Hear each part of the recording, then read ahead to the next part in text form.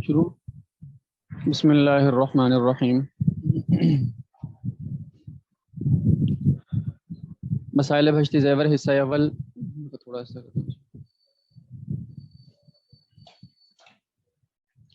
صفحہ نمبر 165۔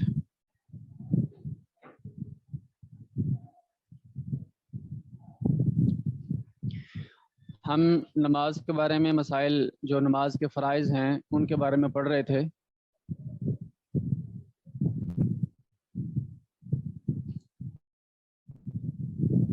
ان میں 4 فرائض رکوع تک ہم نے پڑھ لیا تھا کہ رکوع کی جو منیمم حد ہے، کم سے کم حد ہے، وہ کیا ہے۔ جو فرائض ہیں وہ ہم پڑھ رہے ہیں۔ اب یہاں انہیں میں ایک فرض ہے سجدہ کرنا، تو نمبر 5 میں ایک ہیڈنگ ہے دونوں سجدے کرنا۔ زمین پر پیشانی رکھنے کو سجدہ کہتے ہیں۔ زمین پر پیشانی لگانا فرض ہے، جبکہ اس کے ساتھ زمین پر ناک ٹکانا واجب ہے۔ ایک ہے سجدے میں پیشانی لگانا اور ایک ہے ناک ٹکانا، یعنی ناک لگانا زمین پر۔ تو یہ 2 چیزیں ہیں۔ پیشانی تو بالکل فرض ہے اور ناک جو ہے نا وہ لگانا وہ واجب ہے۔ تو مطلب یہ ہے کہ اگر صرف پیشانی لگائی سجدہ تو سر سے اتر جائے گا، یعنی سجدہ کا جو فرض ہے وہ تو ادا ہو جائے گا، لیکن ناک نہ لگانے کی وجہ سے گناہ ہوگا۔ مسئلہ: ہر رکعت میں 2 مرتبہ سجدہ کرنا فرض ہے۔ مسئلہ: بلا عذر صرف ناک زمین پر لگائی اور پیشانی نہیں لگائی تو نماز جائز نہیں۔ عذر کی وجہ سے صرف ناک پر اکتفا کرنا صرف اس وقت جائز ہے جب اس قدر ناک لگا دے کہ سخت حصہ بھی لگے۔ اگر ناک کے صرف نرم حصہ کو لگایا تو جائز نہیں۔ جی، یعنی پیشانی کے اوپر اگر پیشانی کو بغیر کسی وجہ کے، بغیر کسی عذر کے نہیں لگایا تو سجدہ ہوا ہی نہیں ہے۔ لیکن اگر کسی وجہ، کوئی وجہ ہے، کوئی عذر ہے جس کی وجہ سے ناک پیشانی زمین پر نہیں لگا سکا، مثلا پیشانی کے اوپر کوئی زخم ہے، پٹی لگا رکھی ہے اور پیشانی نیچے لگائے گا تو تکلیف ہوگی، تو اس صورت میں ناک لگا کر سجدہ کرنا جائز ہے، لیکن اس ناک بھی اس قدر لگانا پڑے گا کہ صرف ناک کی جو نوک نرم حصہ وہ نہیں، بلکہ اس سے اوپر کس طرف جو تھوڑی سخت ہڈی ہے وہ زمین پر لگنی چاہیے، کیونکہ یہ والی ہڈی جو ناک کی اوپر جو سخت ہڈی ہے یہ اور پیشانی کی ہڈی ایک ہی ہڈی ہوتی ہے، تو لہٰذا جب یہ ہڈی لگ جائے گی تو پیشانی کی ہڈی بھی اسی میں شمار ہو جائے گی۔ مسئلہ: اگر دونوں سجدوں کے بیچ میں اچھی طرح نہیں بیٹھا، ذرا سا سر اٹھا کر دوسرا سجدہ کر لیا، تو اگر ذرا ہی سر اٹھایا ہو تو ایک ہی سجدہ ہوا، دونوں سجدے ادا نہیں ہوئے اور نماز بالکل نہیں ہوئی۔ اور اگر اتنا اٹھا کہ قریب قریب بیٹھنے کے ہو گیا تو خیر نماز سر سے اتر گئی، لیکن بڑی نکمی اور خراب ہو گئی، اس لیے پھر سے پڑھنا چاہیے، نہیں تو بڑا گناہ ہوگا۔ جی، کیونکہ رکن اس نے پورا نہیں کیا، دونوں سجدوں کے درمیان میں بیٹھنا بھی تو واجب ہے نا، وہ بیٹھے ہی صحیح طرح نہیں ہے، واجب رہ گیا،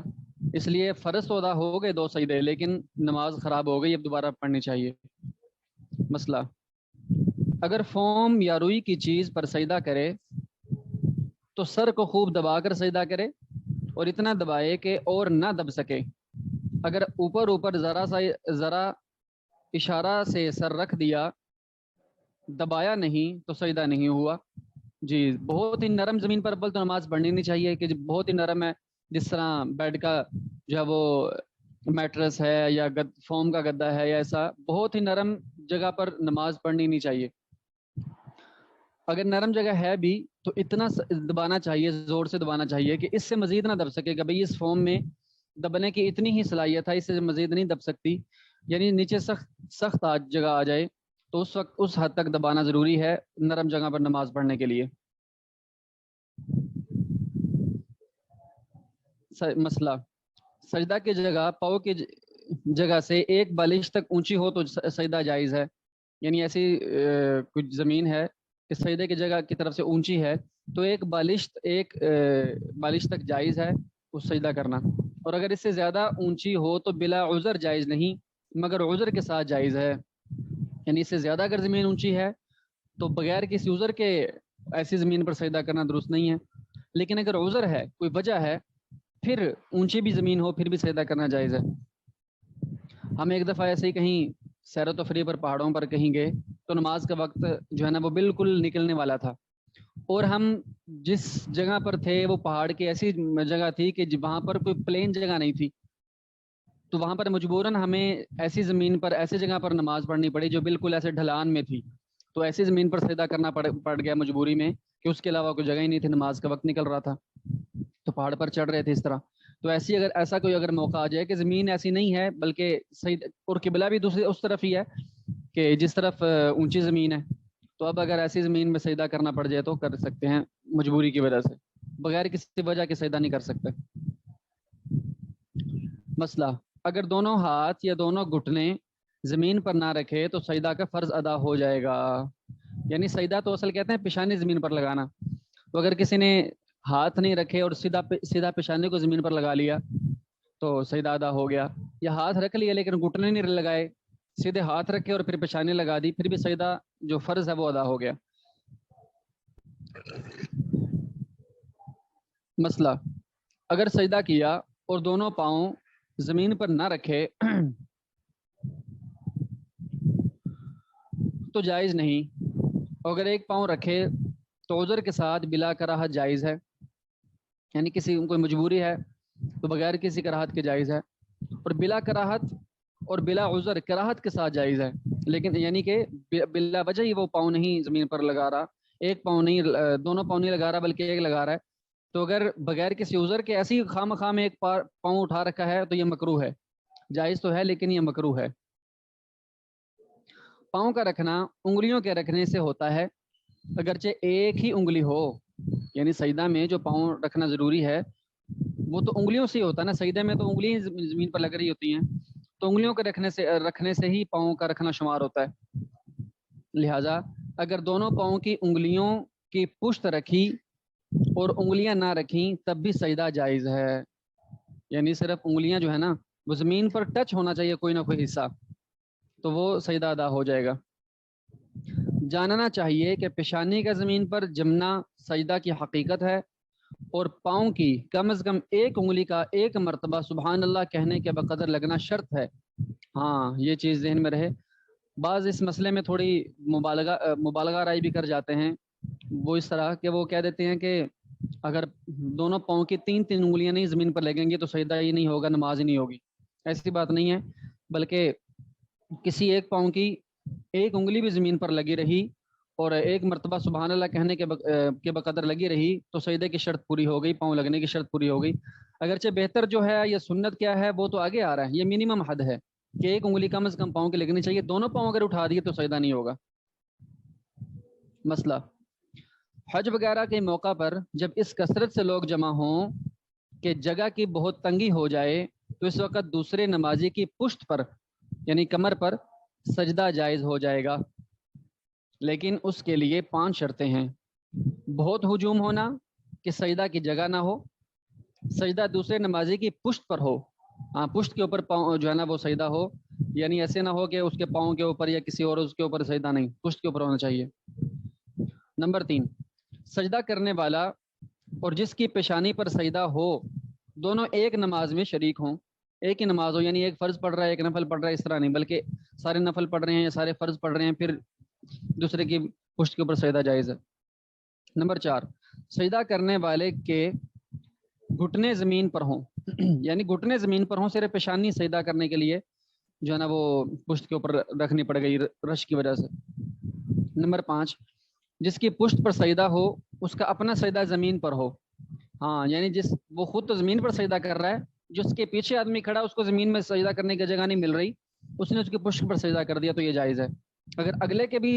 اگلے نے بھی کسی کے پشت پر سجدہ کر رکھا ہے تو یہ درست نہیں ہوگا۔ نمبر 6، قعدہ اخیرہ، یہ بھی فرض ہے، نماز کے اخیر میں بقدر تشہد یعنی جتنی دیر اتحیات پڑھنے میں لگتی ہے اتنی دیر بیٹھنا، اس کو قعدہ اخیرہ کہتے ہیں، کتنی دیر بیٹھنا۔ اس سے آگے اب نماز کے واجبات شروع ہو رہے ہیں۔ نمبر 1، تکبیر تحریمہ کا خاص اللہ اکبر کے لفظ سے شروع ہونا، شروع میں ہم نے پڑھا تھا نا کہ تعظیم کے کوئی بھی الفاظ ہوں امام اعظم ابو حنیفہ رحمہ اللہ کے نزدیک ان سے تکبیر تحریمہ کا فرض ادا ہو جائے گا، لیکن یہاں پر اس کے واجبات بتا رہے ہیں کہ بڑائی بیان کرنا تو فرض ہے، لیکن اللہ اکبر کا لفظ کہنا خاص یہ واجب ہے۔ اس لیے کسی اور لفظ سے اگر نماز شروع کی، اگرچہ اس میں اللہ تعالیٰ کی بڑائی ہو، اس سے نماز کا جو واجب ہے وہ ادا نہیں ہوگا۔ نمبر 2، فرض نمازوں میں فرض قرات کے لیے پہلی 2 رکعتوں کو معین کرنا، یعنی فرض نمازوں میں قرات کرنی ہوتی ہے تو اس کی پہلی 2 رکعتوں میں قرات کرنا، آخری 2 رکعت جو ہوتی ہیں یا 1 رکعت ہوتی ہے جو فرضوں کی، 3 فرضوں میں آخری 1 رکعت اور 2 فرضوں میں آخری 4 فرضوں میں آخری 2 رکعتیں، ان میں قرات فرض نہیں ہے، بلکہ صرف پہلی 2 رکعتوں میں ہی قرات فرض ہے۔ نمبر 3، فرض کی تیسری اور چوتھی رکعت کے علاوہ ہر نماز کی ہر رکعت میں سورہ فاتحہ پڑھنا یہ واجب ہے۔ جی، فرضوں کے علاوہ باقی ہر نماز میں سورہ فاتحہ ہر رکعت میں پڑھنی چاہیے، پڑھنا واجب ہے۔ نمبر 4، اسی طرح سورہ فاتحہ کے بعد کوئی بہت چھوٹی سورت جیسے سورہ کوثر یا اس کے قائم مقام 3 چھوٹی آیتیں یا ایک بڑی آیت پڑھنا، جی یہ بھی واجب ہے۔ سورہ فاتحہ پڑھنا یہ الگ واجب ہے، اور سورہ فاتحہ کے بعد کوئی چھوٹی سورت ملانا، یا یعنی 3 رکعتیں، کم از کم 3 رکعتیں والی سورت 3 رکعتیں پڑھ لینا، یا اس کے بقدر کوئی ایک بڑی آیت 3 آیات پڑھ لینا، یا اس کے بقدر کوئی بڑی آیت پڑھنا یہ ضروری ہے۔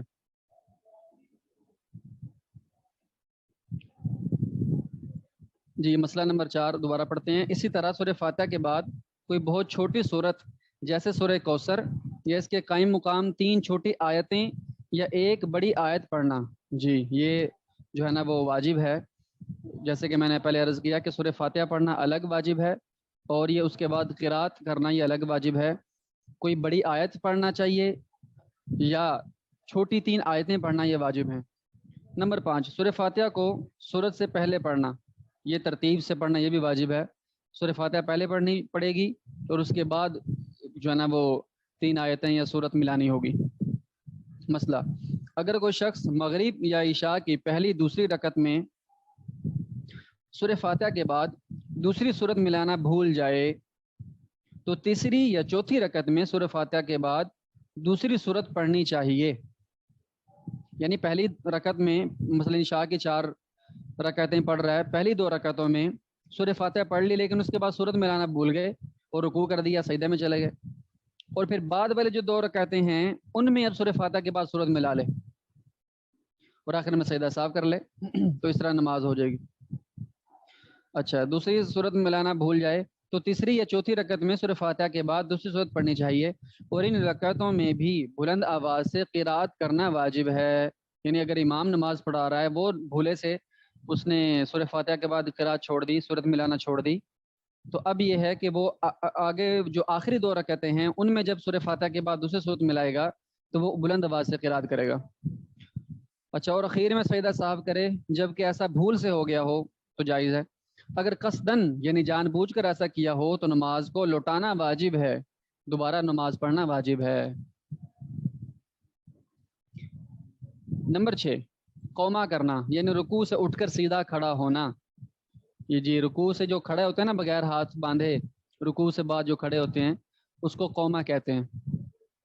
نمبر 7، جلسہ یعنی دونوں سجدوں کے درمیان سیدھا بیٹھ جانا، یہ بھی واجب ہے۔ نمبر 8، تعدیل ارکان یعنی رکوع، سجدہ، قوما اور جلسہ کو اطمینان سے اچھی طرح ادا کرنا۔ تعدیل ارکان اعضاء کے ایسے سکون کو کہتے ہیں کہ ان کے سب جوڑ کم از کم ایک بار سبحان اللہ کی مقدار ٹھہر جائیں۔ اس لیے اگر رکوع کے بعد اچھی طرح کھڑا نہیں ہوا، ذرا سا سر اٹھا کر سجدہ میں چلا گیا تو پھر سے نماز پڑھے، واجب چھوڑ دیا نا، اب پھر سے نماز پڑھے۔ نمبر 9، 2 رکعتوں پر بیٹھنا یعنی قاعدہ اولا کرنا، یہ بھی واجب ہے۔ 2 رکعتوں کے بعد بیٹھنا ہوتا ہے نا، جب تیسری رکعت کے لیے کھڑا ہونا ہے تو تیسری رکعت کے لیے کھڑا ہونے سے پہلے 2 رکعتوں پر بیٹھنا یہ بھی واجب ہے۔ نمبر 10، 2 قعدوں میں التحیات پڑھنا، دونوں قعدوں میں، پہلے میں بھی، یہ 2 رکعتوں کے بعد والے میں بھی، اور 4 رکعتوں یا 3 رکعتوں کے بعد سلام پھیرنے والا قاعدہ ہے، دونوں میں التحیات پڑھنا واجب ہے۔ نمبر 11، لفظ سلام کے ساتھ نماز سے نکلنا اور السلام کا لفظ واجب ہے اور علیکم کا لفظ واجب نہیں. جی السلام کا جو لفظ ہے نا، دائیں طرف السلام بائیں طرف السلام، اگر یہ اتنا لفظ کہہ دیا تو واجب ادا ہو گیا. علیکم کا لفظ واجب نہیں، سنت ہے، لہذا وہ کہنا تو چاہیے ہی، لیکن اگر کسی وجہ سے نہیں کہا تو نماز ہو گئی. تنبیہ: پہلے سلام کے لفظ السلام کہنے پر امامت ختم ہو جاتی ہے، اس لیے نماز سے فارغ ہو کر امام نے جیسا ہی پہلا لفظ السلام کہا تو اس کی امامت ختم ہو گئی. چنانچہ السلام کی میم کہہ لینے کے بعد اگر کسی شخص نے اس کی اقتدا کی تو اقتدا درست نہ ہوگی، اس سے پہلے اقتدا درست ہے. جی یعنی جب کوئی آدمی مسجد میں داخل ہوا تو امام صاحب جماعت سے نماز پڑھا رہے تھے اور بالکل آخری رکعت میں یعنی اتحیات میں بیٹھے ہوئے تھے اور یہ پیچھے سے شریک ہونا چاہتا تھا جماعت میں، تو جب جیسے یہ پہنچا اور اس نے اللہ اکبر کہہ کر شمولیت کرنے کی کوشش کی، ادھر سے امام صاحب نے السلام علیکم کہہ دیا. تو جیسے ہی السلام کی میم ادا کریں گے اسی وقت امام کی امامت جو ہے نا وہ حد اس کی مکمل ہو گئی. اب اس کے بعد اگر شامل ہوگا تو اس کی جو ہے نا وہ مقتدی جو ہے نا اس کی نماز نہیں، بلکہ اس کو الگ سے اپنی نماز پڑھنی پڑے گی، وہ مقتدی شمار نہیں ہوگا، اس سے پہلے پہلے شامل ہو سکتا ہے. اگر السلام علیکم ورحمۃ اللہ کے وقت سلام نہیں پھیرا بلکہ سلام کا وقت آیا تو کسی سے بول پڑا، یعنی سلام نہیں پھیرا بلکہ نماز میں تحیات میں جب سلام پھیرنے لگا تھا تو سلام پھیرنے سے پہلے ہی کسی سے بول پڑا، باتیں کرنے لگا یا اٹھ کے کہیں چلا گیا اور کوئی ایسا کام کیا جس سے نماز ٹوٹ جاتی ہے، تو اس کا بھی یہی حکم ہے کہ فرض تو اتر جائے گا لیکن نماز کا دہرانا واجب ہے، پھر سے نہ پڑے گا تو بہت بڑا گناہ ہوگا. سلام نہیں پھیرا نا تو واجب نہیں ادا ہوا، جب واجب ادا نہیں ہوا تو اب نماز یہ نکمی اور خراب ہوئی جیسے پیچھے بھی گزرا، تو اب اس کو درست کرنے کے لیے وقت کے اندر اندر اس نماز کو دوبارہ پڑھنا واجب ہے، ضروری ہے. نمبر 12، نماز وتر میں دعائے قنوت کے لیے تکبیر یعنی اللہ اکبر کہنا، یہ بھی واجب ہے. نمبر 13، نماز وتر میں قنوت میں کوئی دعا پڑھنا واجب ہے اور دعائے قنوت جو آئے گی مسنون دعا وہ سنت ہے. نمبر 14، عیدین کی نماز میں 6 زائد تکبیریں کہنا. یہ جو مرد حضرات ہوتے ہیں وہ تو اس چیز کو سمجھتے ہیں کہ وہ عیدین کی نمازیں پڑھنے جاتے ہیں مسجد میں عیدگاہ میں تو وہاں پر اس کی 6 تکبیریں زائد ہوتی ہیں، وہ پڑھنا واجب ہے. نمبر 15، فرض یا واجب میں تاخیر نہ ہونا، یعنی نماز میں جو چیزیں فرض ہیں، قیام ہے، رکوع ہے، سجدہ ہے، یہ چیزیں فرض ہیں، یا جو چیز واجب ہیں یعنی سورہ فاتحہ کا پڑھنا، یہ چیزیں جو واجب ہیں ان میں تاخیر نہ ہو. نماز کے فرائض اور واجبات میں تاخیر نہ ہونا، اور تاخیر یہ ہے کہ 2 فرض یا 2 واجب یا فرض و واجب کے درمیان 3 بار سبحان اللہ کہنے کی مقدار وقفہ ہو جائے، یہ تاخیر ہو گئی. جب تاخیر ہو گئی تو سجدہ صاحب کرنا پڑے گا، یعنی قیام کے بعد جو ہے نا قرات مکمل کر لی جتنی اس نے قرات کرنی تھی، اب رکوع میں جانا تھا، اب قیام بھی فرض ہے اور رکوع بھی فرض ہے. اب 2 فرضوں کے درمیان میں یعنی رکوع جانے سے پہلے خاموش کھڑا ہے، رکوع میں نہیں جا رہا، قرات بھی اس نے مکمل کر لی ہے، خاموشی اختیار کر لی ہے. اب 3 مرتبہ سبحان اللہ کہنے کے بقدر اگر وہ خاموشی جو ہے نا وہ کھڑا رہا اور اس نے رکوع نہیں گیا تو اس کی نماز نہیں ہوئی، نماز وہیں ٹوٹ جائے گی.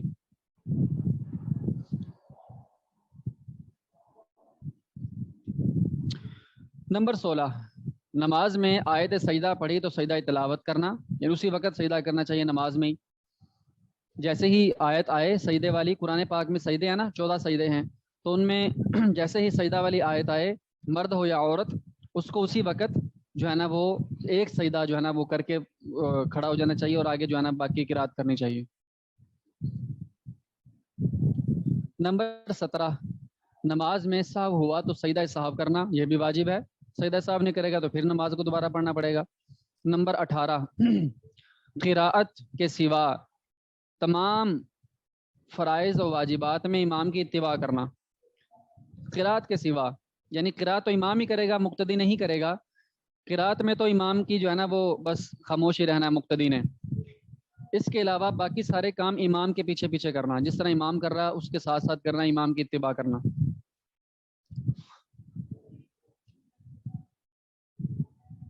نمبر 19،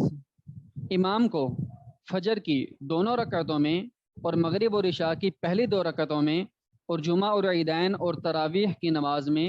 اور رمضان کے وطر میں بلند آواز سے قرات کرنا واجب ہے۔ یہ امام کے لیے نا، جو فرائض ہوتے ہیں وہ پہلے 2 رکعتوں میں ویسے بھی فجر مغرب عشاء میں وہ بلند آواز سے قرات کرتے ہیں، اور وطروں میں بھی اور تراویح میں بھی، عیدین میں، جمعہ میں، سب میں اونچی آواز سے قرات کرتے ہیں۔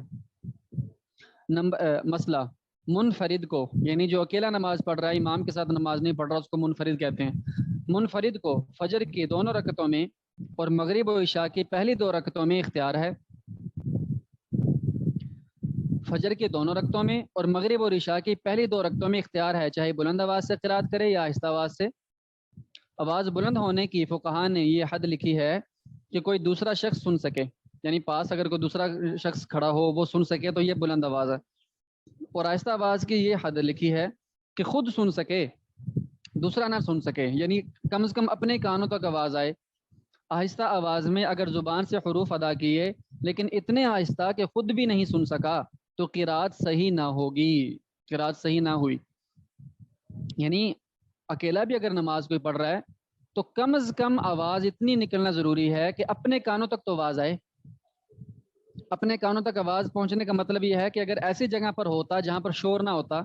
جیسے عام طور پر تو ہمارے ہاں یہ ہوتا ہے نا کہ پنکھا چل رہا ہے یا دوسری چیزوں کا شور ہے،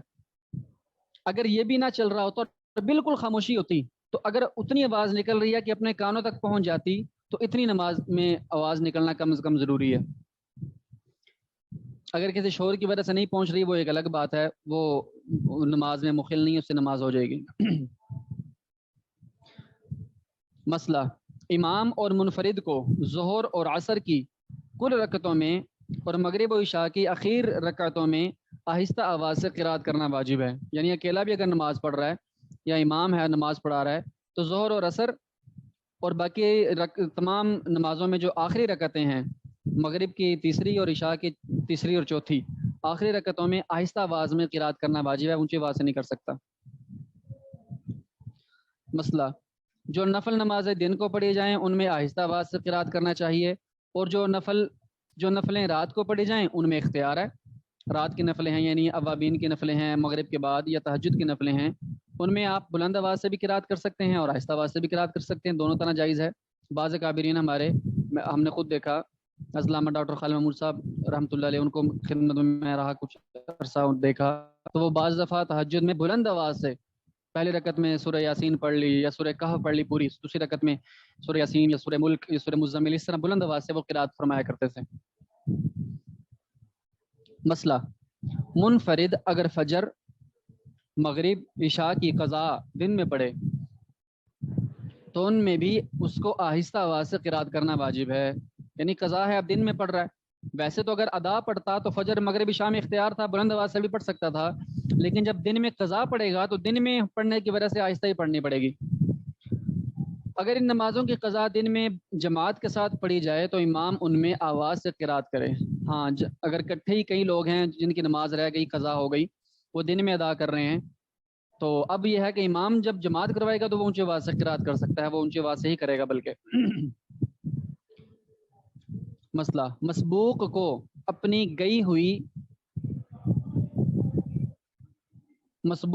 اپنی گئی ہوئی سے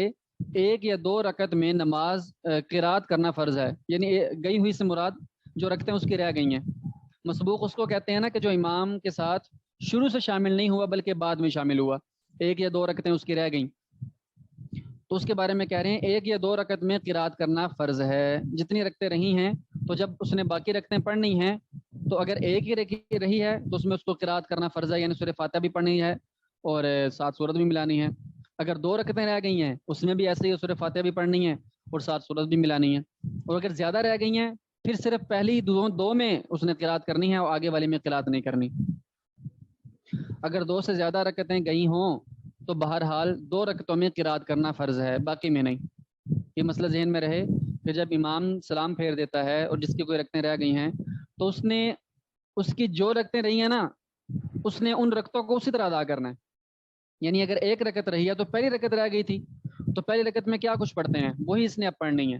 اس نے اگلی جتنی امام کے ساتھ پڑھ لی ہیں وہ تو وہی ہیں جو پڑھ لی، جو رہ گئی ہیں اب اس نے امام کے ساتھ امام کے سلام پھیرنے کے بعد ان رکعتوں کو اسی طرح ادا کرنا ہے جس طرح وہ جو ہے نا وہ امام کے ساتھ امام نے جو کچھ اس میں پڑھا تھا، یعنی ثنا سے شروع کرنی چاہیے، سبحانک اللہ سے شروع کرنا چاہیے، اور اس کے بعد سورہ فاتحہ بھی پڑھے، اس کے بعد قرات بھی کرے، اور مکمل جو پہلی رکعت میں پڑھا جاتا ہے وہ سب کچھ پڑھے گا، اس طرح وہ پہلی رکعت ادا کرے گا، اسی طرح دوسری رکعت بھی۔ تو یہاں نماز کی سنتوں سے انشاءاللہ پھر پڑھیں گے۔